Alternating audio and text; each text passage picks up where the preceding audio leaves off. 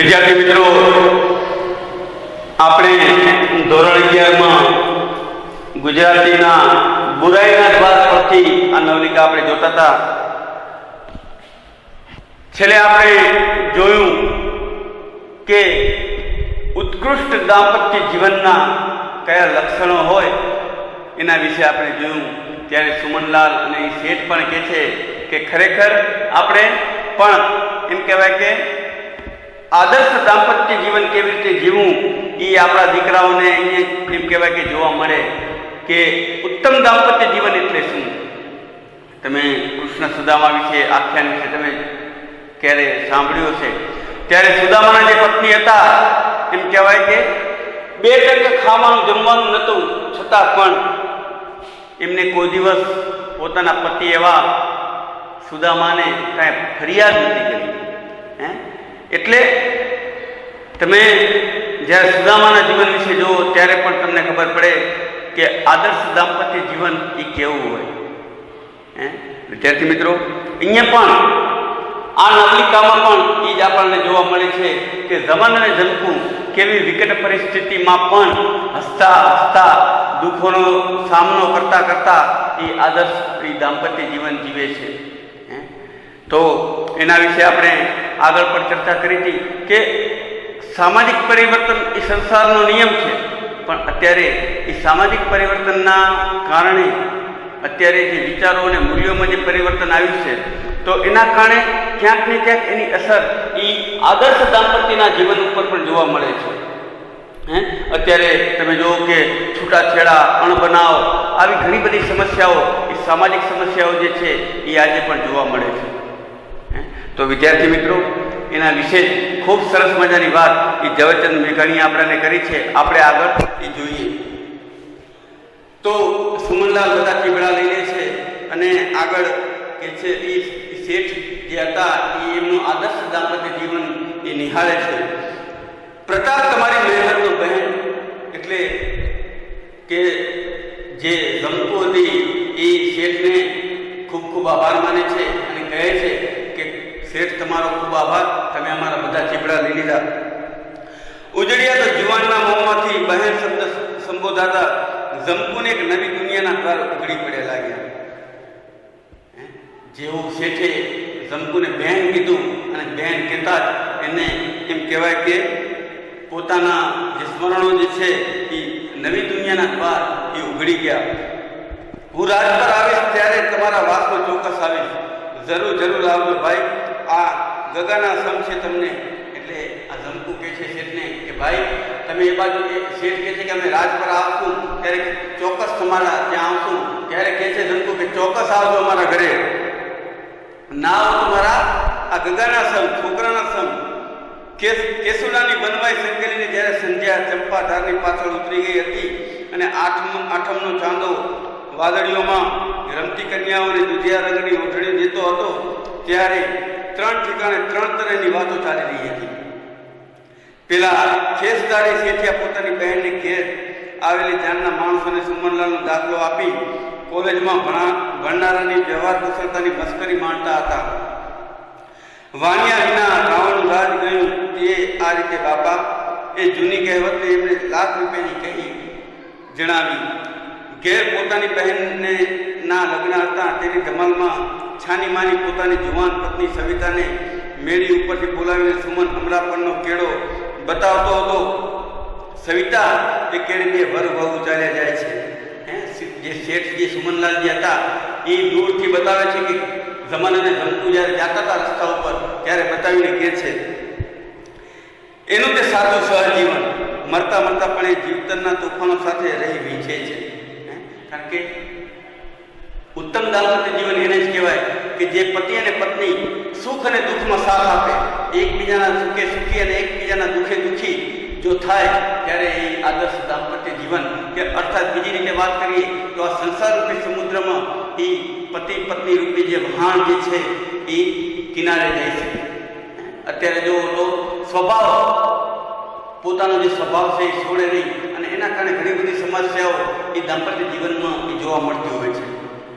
તો એના અનુસંધાનમાં એ વાત કરે છે જે સુમનલાલ શેઠ છે એને કહે છે કે આ ઝમન અને ઝનકુ જે જાય છે તો એમ કહેવાય કે આદર્શ દાંપત્ય જીવન છે. જીવનના દુઃખોને એ વેઠીને પણ કેવું આદર્શ દાંપત્ય જીવન જીવે છે એ બતાવે છે.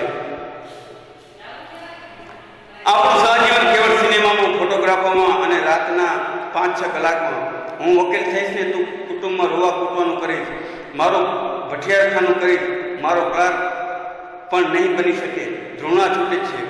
આમ સહના વહતુ સહનો ભુનકતુ સહવીર્યમ કરવા વહે ના 21 કરોડ વાર જૂઠા બોલાયેલા મંત્ર પર એ મંત્રના આચરનારાનો તો આ જાય અમરા પરના કેળા ઉપર. ઓમ સહના વહતુ સહનો ભુનકતુ સહવીર્યમ કરવા વહે તેજસ્વીના વધિકમસ્તુ મહાવિદ્યુષા વહે. જે વાત છે કે દુનિયામાં બધાનું સારું ઈચ્છવું એ કહેવાય કે સહના બહુ સહનો ભુનકતુ સહવીર્યમ કરવા વહે કે જે વિશ્વ બંધુત્વ, વિશ્વ શાંતિની જે વાત જે છે એ કહેવાય છે કે આ જે રમન અને ઝબકુ જે જાય છે એ ચરિતાર્થ કરે છે. માતાના સંગ અમરા પરને કેળે પુરુષ ખભે છોકરું સુવાડીને સ્ત્રીના હાથમાં હાથ પરોવી કહેતો હતો, આજ તો મને ખાઈ ગઈ હતી. 5 વર્ષથી વાડા વાવતા આજે ગળોગળ આવી ગયો હતો. એમાં ઓલે સપાઈએ ઉપર ચીર માગનારી બાઈએ ને શેઠીએ તો મારી ખોપરી ફાટ કરી મેલી. આમ વાતો કરતો કરતો એ જમન એ જમકુને કહેતો જાય છે, અરે ભૂંડા, ખોપરીને તો ટાઢી રાખીએ. ના, આમ લોહીના પાણી કરે. જો રોટલો ન પામતો હોય તો પછી મેરકાની ટોળીમાં ભળવું શું ખોટું? રોયા ચોરી બાઈએ બંને ચીટીઓ ભર્યો. માતાના સંગ કદી છે ને 2 મહિનાની જેલ મળે એટલું જ ને, બસ એ તારે મને કાંઈ નહીં. બાઈએ પ્રેમના ટૂંકારા માંડ્યા. ના રોટલા તો ક્યાંય મળે છે ને, ઉલટાના 2 ટાણે 2 રોટલા, દાળ શાક પેટ પૂરતા આપે છે, પણ ત્યાં તને 2 વાના નહીં મળે. મારા આંસુડા નહીં સુકાય. શું નહીં મળે? એક તારી આ જમકુ ને બીજો આ દીકરો ઝીણિયો. એટલે એ જમકુ, એ મીઠો ટપકો એ પોતાના પતિ જમનને આપે છે. જમન પોતાનું દુઃખ વ્યક્ત કરે છે કે આટલી મહેનતથી આ ચીગડા ઉગાડ્યા હોય એમાં કોઈ મફતની એક ચીરી લે એટલે કેટલો ગુસ્સો આવે એમ. ત્યારે એને સમજાવતા એ જમકુ કહે છે, એટલેથી કરીને આ વાડાના પાઈને પ્રાણ નીકળું છું ને બાકી આ દુનિયાના આ શેઠ સાવકારને આ સપાડા તો હવે મને ચોર જ બનાવી રહેલ છે. કેમ આમ હારી જાસ? જમકુએ ચાંદાના ઉજાસમાં ધણીની આંખો ભીની થતી ભાળી. એના સારમાં પણ ખરેડી પડી હતી. એણે ધણીને શરીરે હાથ વીંટીને હૈયા સાથે ચાંપ્યો. એ બહાદુર, મરદ થઈને આવા માઠા બચાર? ઠાકરની વાત હવે નથી ગમતી. કીડીને કણ અને હાથીને હારો દેનારો મરી ગયો લાગે છે. અહીંયા જમન કહે છે કે કહેવાય છે કે કુદરત ભગવાન જે છે કીડીને કણ ને હાથીને મણ એ આપે જ છે, કોઈને ભૂખ્યા સુવાડતા નથી. એ વાત કરે છે જમકુ. ત્યારે એમ લાગે છે કે ભગવાન અત્યારે છે નહીં એમ જમન એ કહે છે. ગાંડા, સાંજ ટાણે ઠાકરનું હણું ન બોલીએ તારે ખભે તો જો જીડિયો ધપીને સૂતેલો છે, પણ ત્યારે આતુને હું 2 તૂટી મુવા તો તાજો રૂપલો કેમ ન મળે? આ મલક બધો બંગલા મીડિયમમાં માલે છે, કંઠાહારને હીરા પહેરે છે. તારા મારા જેવા 10 નભે એટલી તો એની એઠ રોજ ગટલુમાં પડે છે. ફોનોગ્રામ અને ધૂર પાપર વગર એના દાડા ખૂટતા નથી. ત્યારે આપણે તો પૂરી ઊંઘે નહીં. આ તે શું? ત્યારે જમન કહે છે કે આ જે તવંગર લોકો જે છે એમ કહેવાય કે રોજ એ જમીને જેટલી એઠ છે પડે છે એમાં આપણા જેવા કેટલાય જમી લે અને એના મોજ કેટલા જબરદસ્ત છે. અને ભગવાને શા માટે આપણને આટલા દુઃખ આપે એમ તને વિચારવા ઉપડ્યો છે. આમ જમકુ જમનને કહે છે, મારું મન મૂંઝાય છે. મેરકાની ટોળી મહિને 15 દાડે કેટલું પાડે છે જાણશે? તું જમકુનો દાડો ખા. જો હવે વધુ બોલતો. જો અમરા પરનો સીમાડો આવી ગયો. જમકુએ વનના ગાલ ઉપર ટાઢા હાથ દીધા. સમાજનો સેવક આ જમન એ આઠમની રાતની પહોરે સમાજની શત્રુતાના ઉઘણું થતા દ્વાર ઉપર છેક ઉંમરે સુધી પહોંચી ગયો હતો. જમકુના જનેતા સમા ખોસલામણા અને એને ત્યાંથી પાછો વાળી દીધો હતો. શિયાળવાની લાળી સંભળાતી હતી. ચાંદનીમાં પણ એકાંત અકારી હતી. પોતાના પગ ધબકાર પણ કોઈ પાછળ પડ્યું હોય તેવી ભ્રાંતિ કરાવતા હતા. એ બીક ઉરાડવા માટે બાઈ બોલી, કોઈ કાઠી બાઠી ના નીકળ્યો, દેન કોની છે આવવાની, માતાજીને નારાયણ માની છે મેં તો. ત્યાં ગામ પાદાના કૂતરા બોલે, અને ત્યાં જમન અને જમકુ એ કહેવાય કે જમન છે એ પોતાના સાસરે એ જાય છે. તો અહીંયા તમે જુઓ કે કેવી રીતે જમન પોતાનો ગુસ્સો ઠાલવે છે અને કેવી રીતે જમકુ એને એમ કહેવાય કે પ્રેમથી એને વાળી લે છે. ખૂબ સરસ મજાનું આ દાંપત્ય જીવનની જે વાત છે અહીંયા કરી છે. અને છેલ્લે એ પોતાના ત્યાં ઘરે જાય છે, જમકુ પોતાની માતાના ત્યાં, અને એમ કહેવાય કે ત્યાં પાઠ પૂરો થાય છે. ઉત્તમ દાંપત્ય જીવનની વાત એ આ નવલિકામાં એ કરવામાં આવી છે. અહીંયા ઘણા અવતરણમાં મુકાયેલા જે ચિહ્નો જે છે, પતિ પત્નીના લુખાસ ભોજનની વાત સરસ રીતે મુકાઈ છે. સમગ્ર વાર્તામાં કથા વસ્તુને ખૂબ સુંદર ઓપ આપ્યો છે. તળપદી અને સરળ અને સચોટ બોલી જમન અને જમકુની આપણને એ જોવા મળે છે.